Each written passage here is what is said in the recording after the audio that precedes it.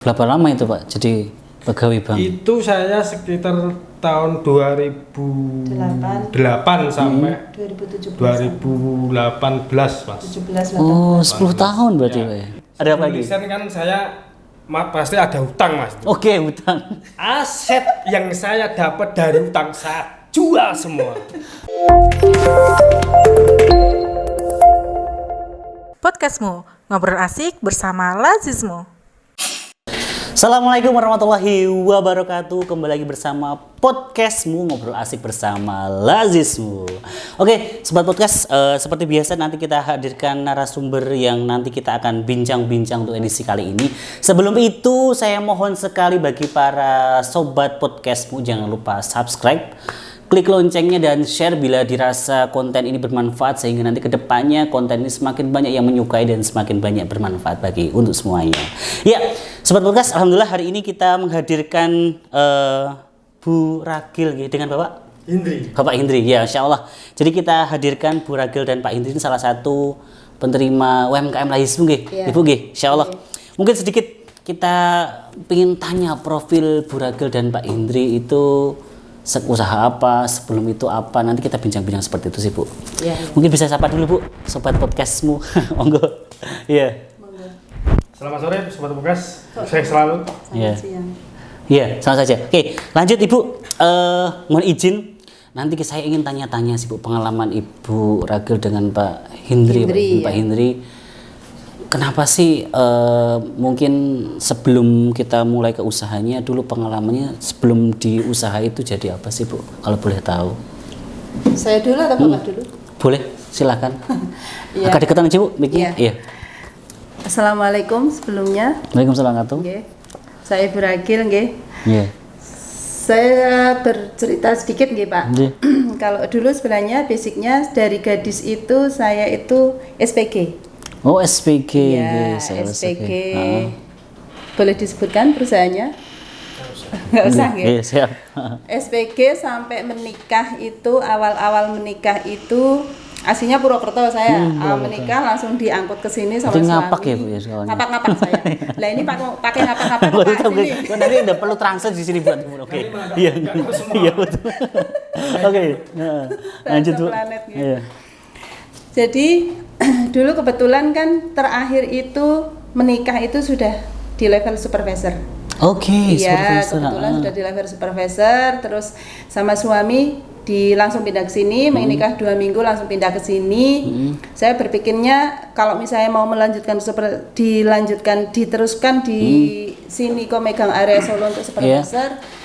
Saya mikirnya kan gini, saya di sini kan belum menguasai wilayah, sedangkan kantor kan ada di Solo. Setiap hari saya harus PP Solo, Sragen Solo kan nggak mungkin kalau saya harus gondol suami saya, gitu. Sedangkan beliaunya kan punya kegiatan sendiri mencari nafkah juga, jadi memutuskan kembali ke level pertama, ke level awal di SPG itu kan sebenarnya ada 4 level, 1, 2, 3, 4, setelah itu baru supervisor.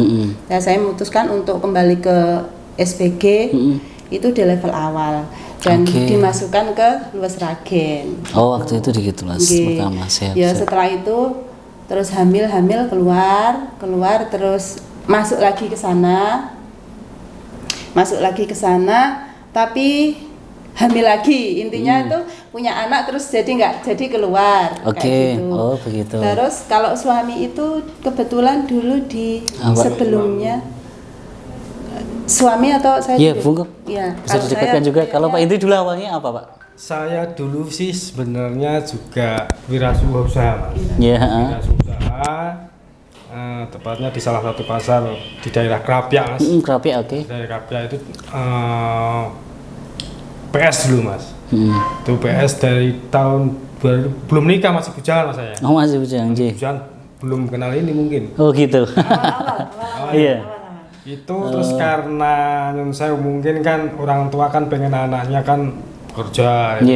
Istilah dulu ibu saya bilang, nek kerja mau nggawa sepatu ngono lho. Maksudnya kerja di kantoran. Kantoran betul.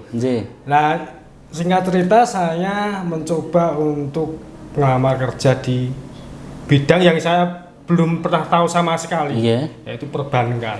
Oh, perbankan, siap. Perbankan. Itu pun saya asal ngelamar aja, Mas. Iya. Enggak asal ngelamar aja. Alhamdulillah di interview, saya belum pernah di interview caranya bagaimana. Pokoknya saya asal jawab ya gitu aja. Gajinya seberapa? Ya. Tempat sini ya. Nah, akhirnya saya ditempatkan di daerah Pati. Oh, nggih. Nah, Pati otomatis usaha saya di sini saya tinggalkan. Iya. Itu terus dikelola istri saya dan adalah yang bantu-bantu lah. Oke, berapa lama itu Pak jadi pegawai bank? Itu saya sekitar tahun 2008 sampai 2018 Mas. 17 Oh, 10 tahun berarti Pak ya? Itu dari level paling bawah Sampai sampai terakhir? paling atas. Apa Pak terakhir Pak? pimpinan unit. Manajer. Oh, manajer. Pimpinan Oh, cabang. Pimpinan cabang. Masya Allah. Nah, itu. Sampai ke titik tertinggi padahal ya Pak ya di tingkat kabupaten. Dan Siap. titik tertinggi dan titik terjenuh Mas. Oh begitu. Iya. siap. Wah, ini menarik ini. Skip dulu Pak. Nah, Sobatku, jadi di sini ini tadi ada Bu Ragil dan Pak itu ternyata beliau itu sebelum dari pengusaha itu berwirausaha itu sudah jadi pegawai ya Pak ya. Iya. Dan Bu ya dan sampai di titik level yang oke lah tinggi gitu ya. Dan nah ini menarik sekali Pak. Ketika itu sudah sampai di pegawai bank dan tadi SPG ya Bu ya sudah mendekati supervisor. Sudah jadi supervisor. Terus kenapa memutuskan untuk menghilangkan semuanya dan milih berwirausaha? Ini menarik sekali. Dan sepertinya kok ini Pak kaosnya sama itu ada brandnya itu apa ini yang mau dijual? Oh gitu. Oke. Apa namanya? On the road. Oke. Di jalanan Mas. Tadi meres jeruk di Oh, jalanan. meres jeruk. Nah, berarti kayaknya produknya jeruk-jeruk. Jualan di jalanan. Oke, siap. Oke. Nah, ini menarik sekali. Ini terus jualan es jeruk ya. Nanti Iya. jelaskan juga, Bu. Jeruk peras, bukan jeruk es peras. jeruk, Oke, jeruk peras. jeruk peras. Oke. Iya. Nah, ini menarik sekali ini kenapa memutuskan meninggalkan tadi jadi karyawan yang sudah titiknya sudah tinggi, memilih untuk berwirausaha dan itu kembali ke titik nol lagi. Padahal sepengetahuan saya itu kayak jual beli itu ya kadang naik, kadang turun. Padahal kan kalau jadi karyawan kan enak ya, maksudnya aman lah Pak. Mau Nyaman nanti dan aman. ada lagi betul. Lah itu kenapa milih seperti itu? Ya kalau Monggo. saya pribadi sebagai kepala rumah tangga Mas ya.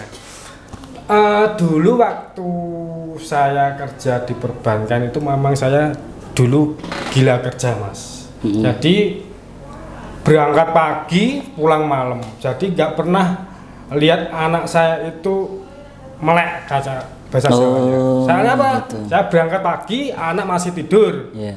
Saya pulang sudah malam anak sudah masih tidur. Oh. Dan itu aura hawa saya di tubuh saya panas Mas.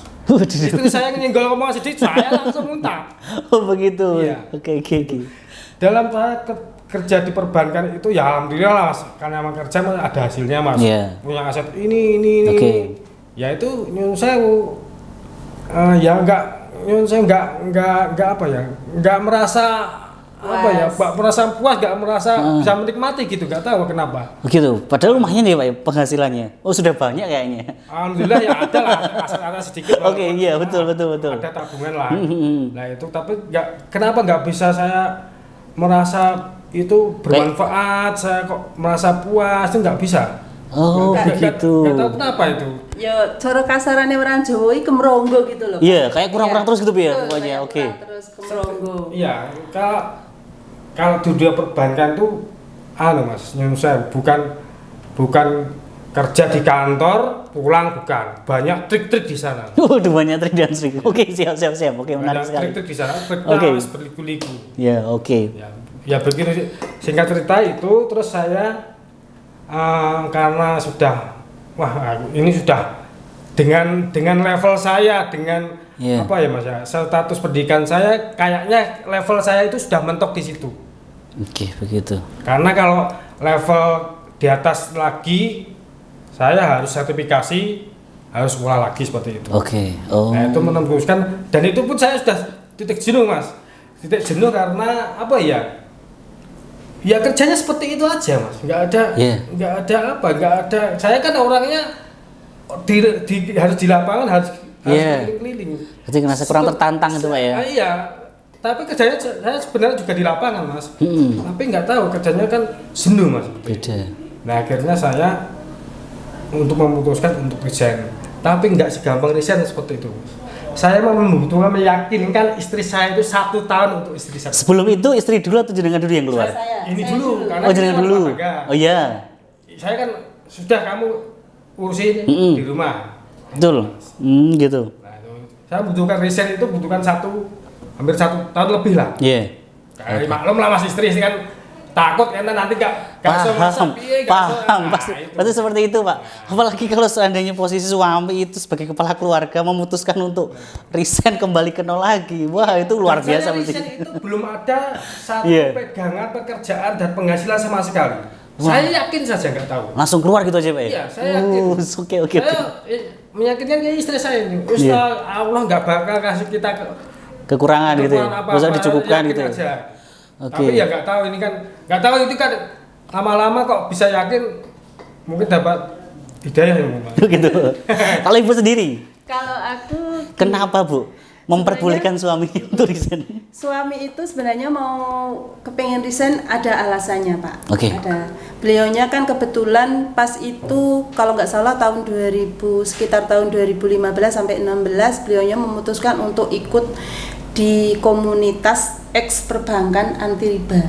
Oh begitu, sempat di situ Iya, ya. sempat ikut itu, terus di situ kan pasti kan ada ini ya, ada obrolan, ada apa kayak yo mesti kan ada. Iya kayak nasihat-nasihat itu ya Bu ya, nasihat-nasihat. yang membuat. Ya di situ itu ada satu kalimat bahwasanya yang beliaunya itu setiap hari itu terngiang-ngiang, Yeah. coro Jawa niki hidup segan mati tak mau koyo Yeah. aku nyambet gawe iki mangkat wegah mulih nyambet gawe iki murung nek nyambet gawe kepengine iki mulih terus itu Pak. Oke, Saya betul. dalam 1 tahun itu kerja gaji buta loh mas.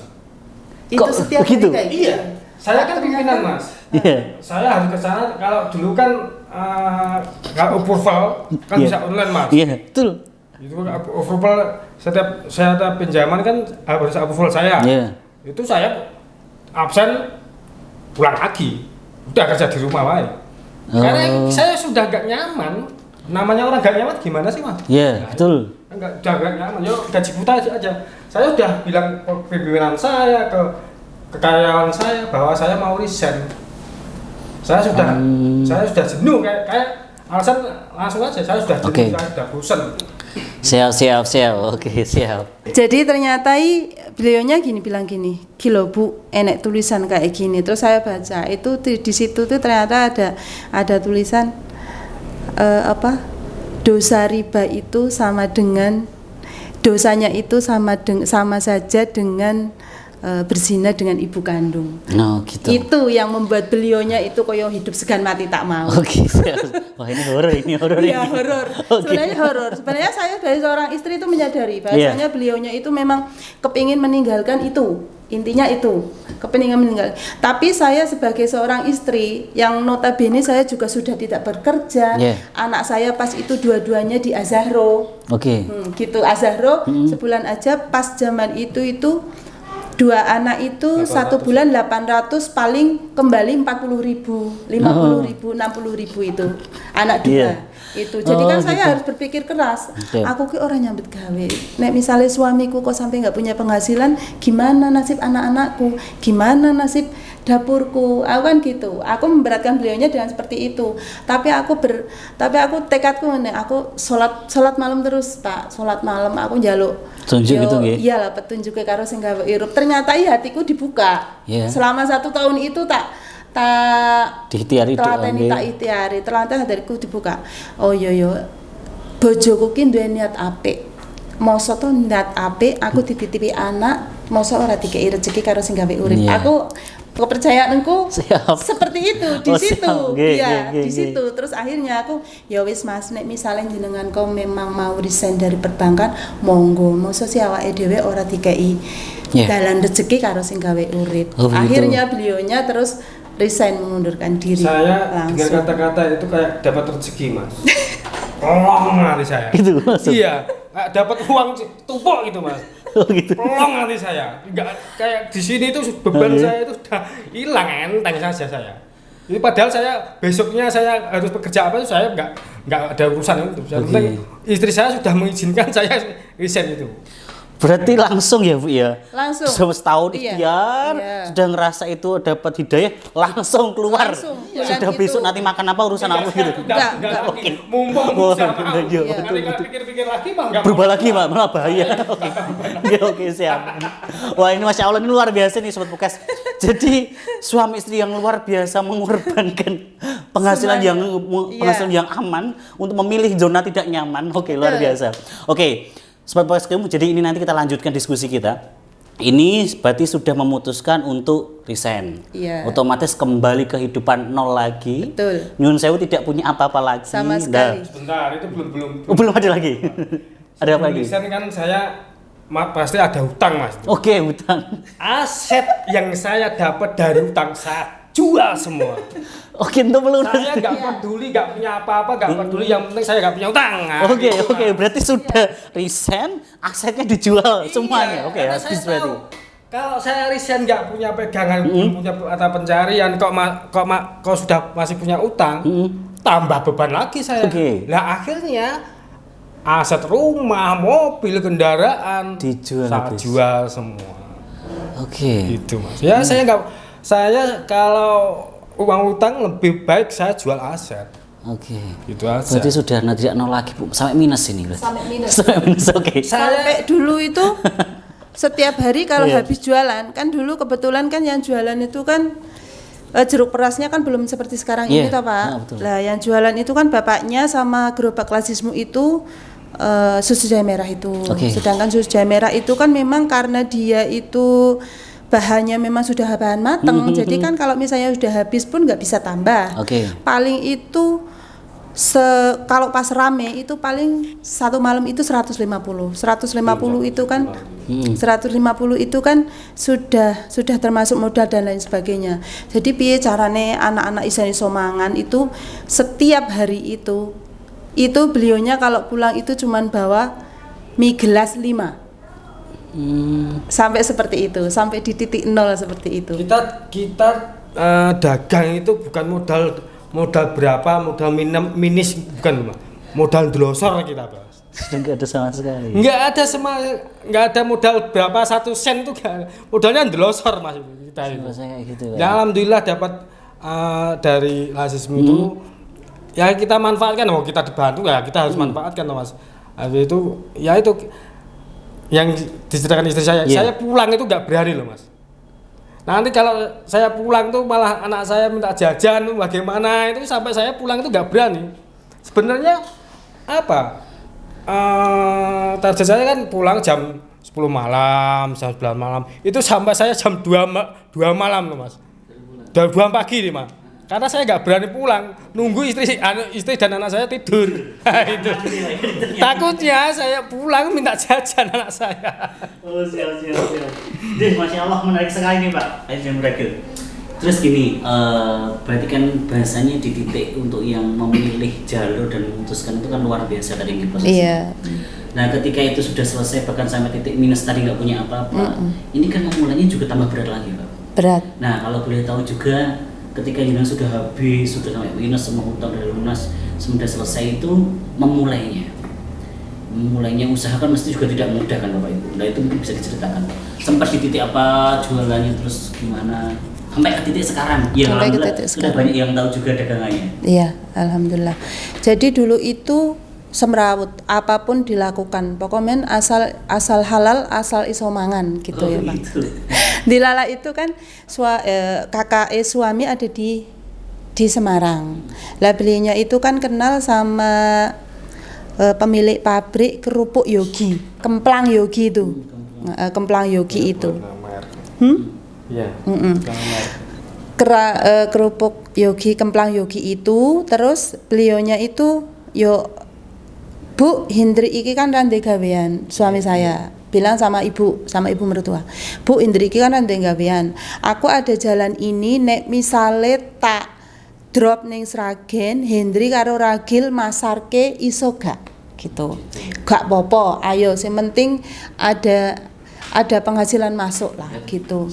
Lah gitu. Karena di Lala saya itu basicnya marketing, beliaunya juga basicnya marketing. Saya yang di depan, anak saya yang sekarang ini yang 4 tahun itu masih bayi abang, Pak. Masih bayi merah tak usungi kemana-mana itu.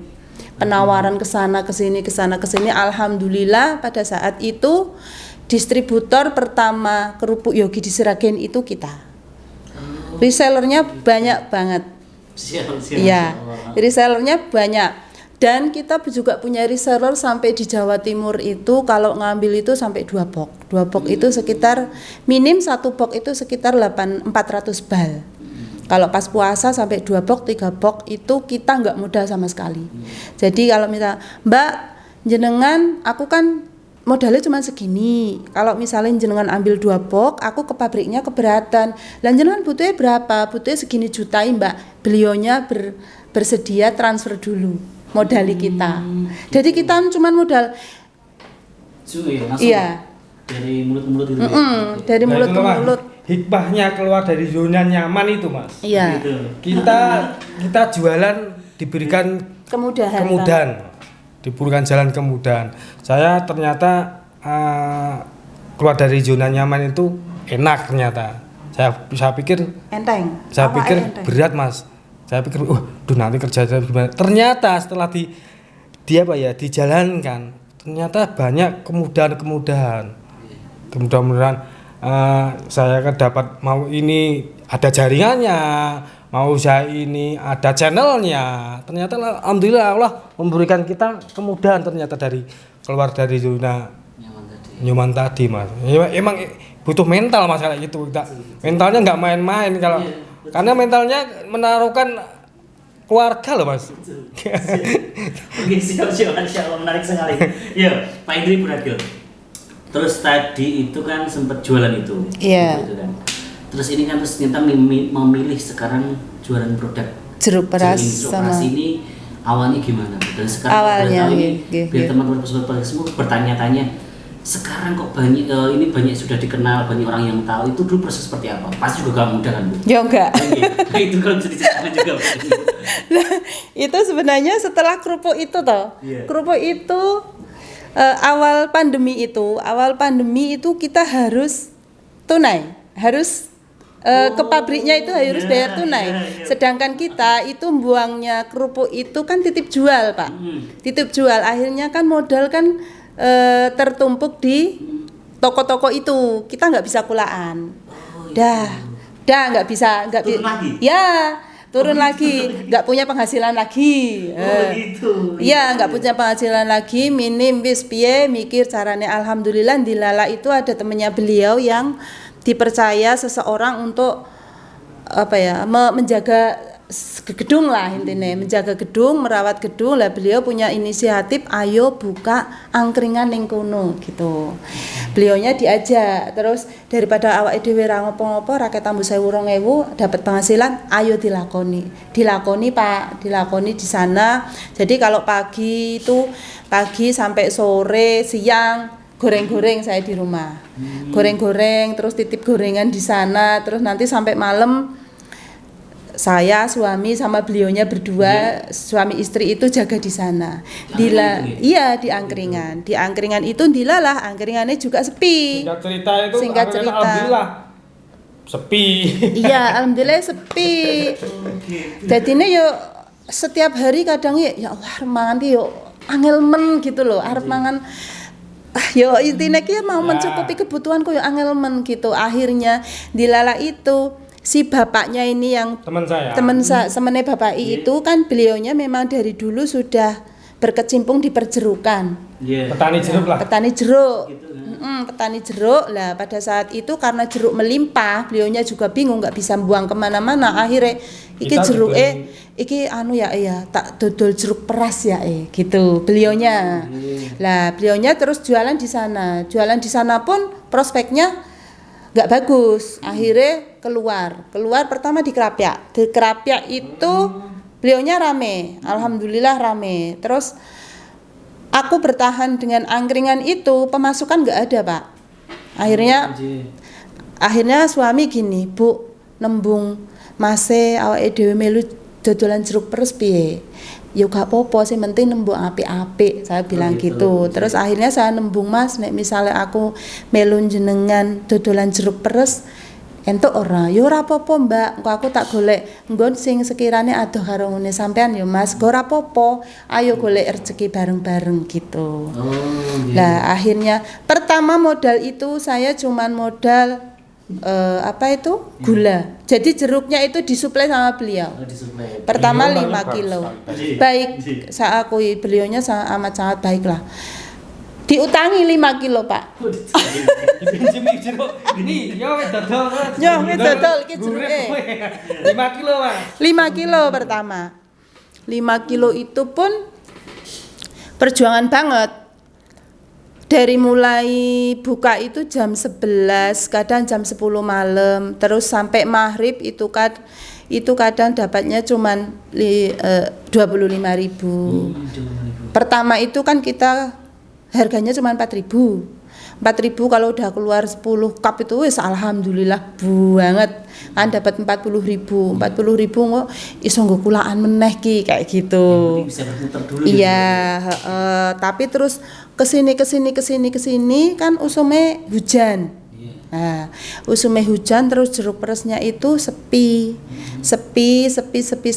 terus itu dikasih gerobak lazismu itu, terus kita jualan susu jahe itu, lah karena sepi akhirnya kan yang jalan susu jahenya, si jeruknya itu saya taruh di gerobaknya lazismu, tapi ternyata mungkin karena belum dapat keberuntungan dari jeruk peres nggih Pak.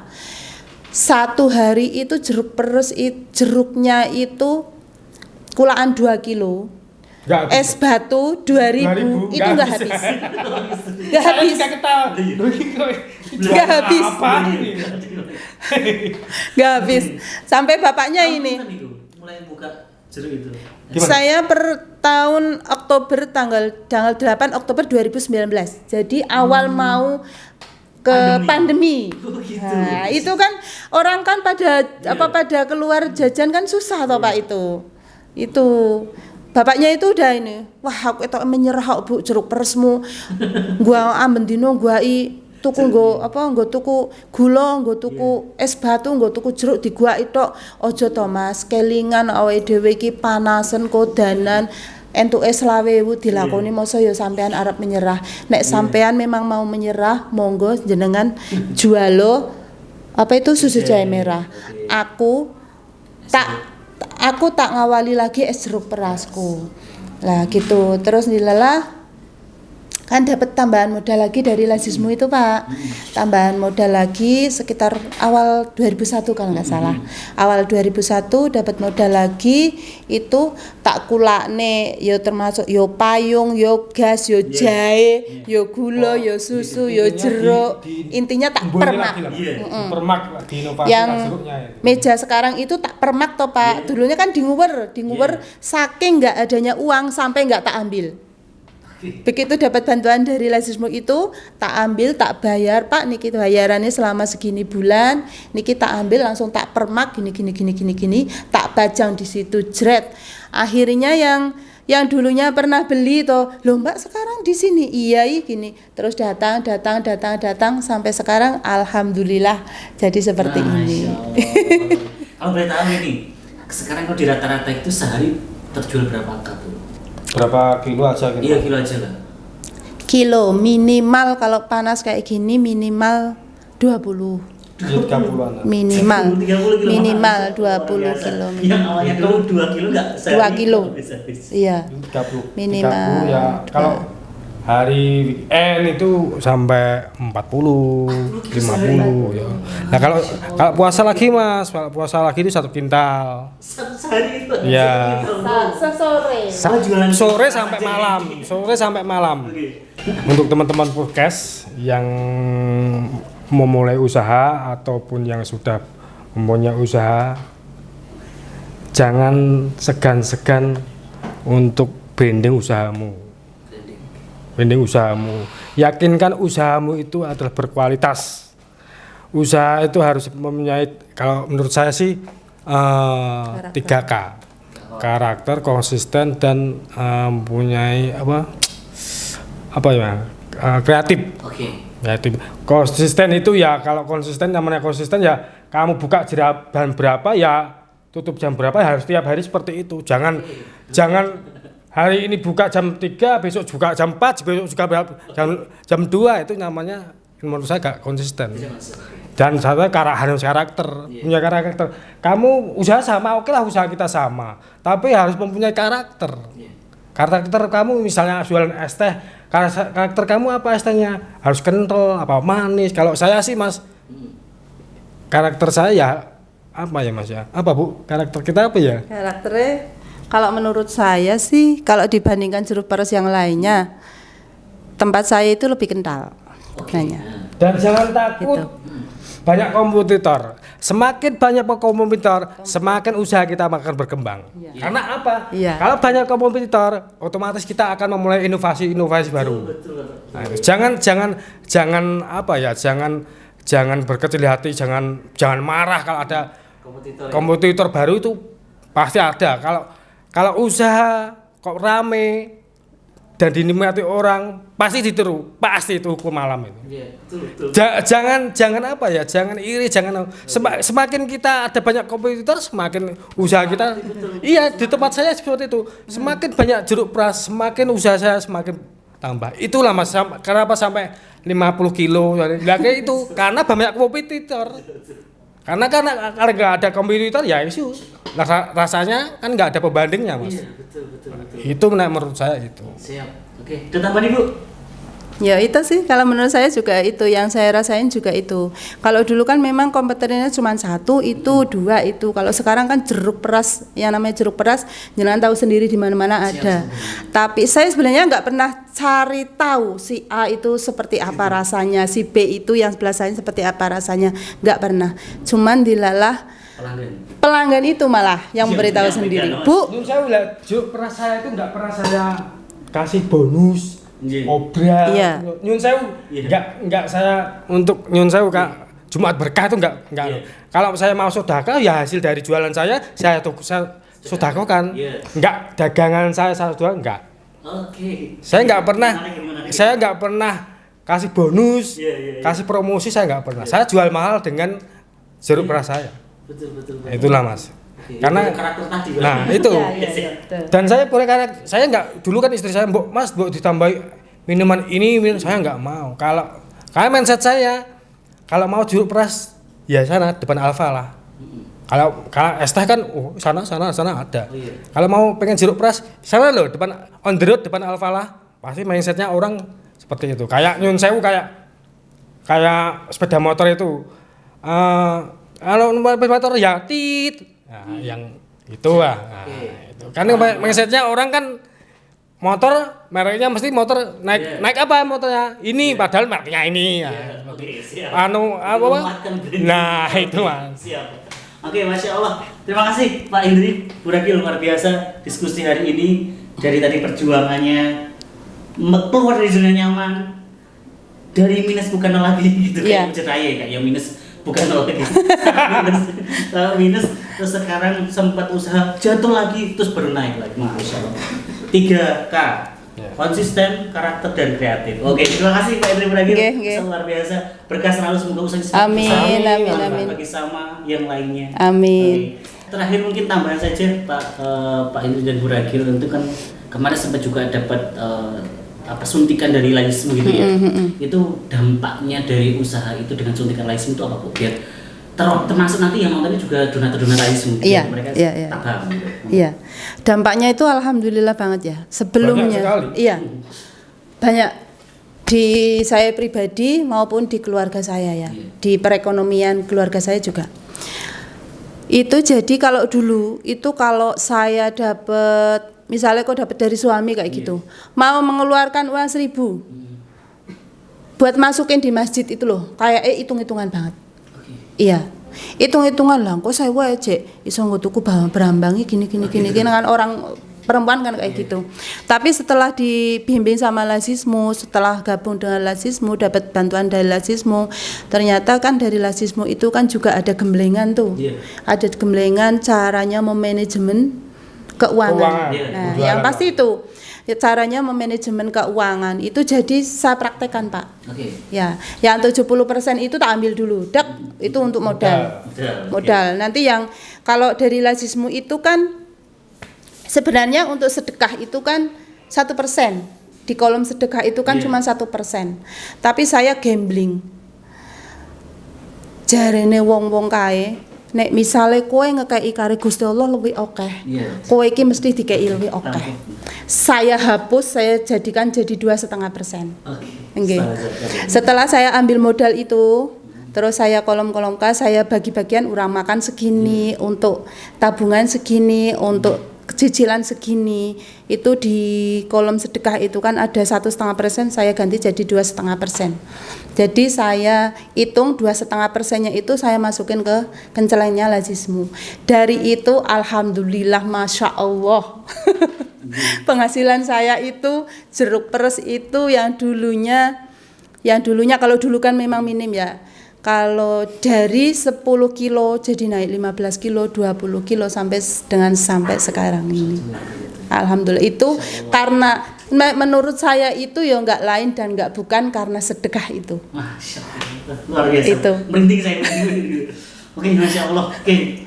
Nah, ini berarti bukti ya Bu ya, Masya Allah. Jadi alhamdulillah ternyata mungkin yang sobat podcast khususnya yang donatur dan lain semua, alhamdulillah ternyata efek dari zakat infak sedekah yang dikelola dengan baik seperti ini Bu ya, bisa memberikan dampak yang luar biasa bagi penerimanya. Oke, alhamdulillah sobat podcastmu sudah selesai kita diskusi dengan Bu Ragil dan Pak Indri. Ternyata luar biasa perjuangannya dari titik nol tadi, titik nyaman banget, titik nyaman. Iya, titik nyaman banget. Nyaman banget langsung benar-benar memutuskan sampai minus banget, terus mulai lagi jalan turun lagi kita sampai di titik ini, Masya Allah. Dan luar biasa, dan ini sebagai bukti sobat podcastmu ternyata alhamdulillah ketika zakat infak dan sedekah dikelola dengan lembaga zakat yang baik, insya Allah juga terus kita penyalurannya juga tepat sasaran, insya Allah ternyata memberikan dampak yang luar biasa. Salah satunya ini Bu Ragil dan Pak Indri salah satu penerima UMKM yang berhasil versi lazis. Amin. Oke, terima kasih sobat podcastmu, jangan lupa kita ikuti terus podcast kita di kemudian hari, dan jangan lupa saya ulangi lagi, jangan lupa subscribe dan like dan share untuk teman-teman yang lainnya. Terima kasih Pak Indri dan Bu Ragil. Oke, sama-sama. Terima kasih. Wabarakatuh. Waalaikumsalam warahmatullahi wabarakatuh. Podcastmu, ngobrol asik bersama Lazismu.